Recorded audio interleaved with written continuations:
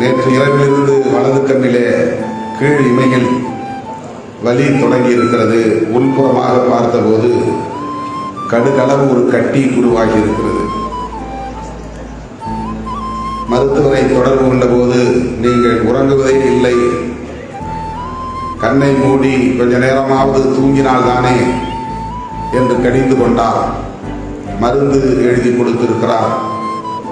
Azithromycin ointment போட வேண்டும் என்று அதை வாங்கவும் 6-7 நாட்களாக தொடர்ந்து அம்மாவை சந்திக்க இயலவில்லை. தொலைபேசியை அவர் அழுதே விட்டார்.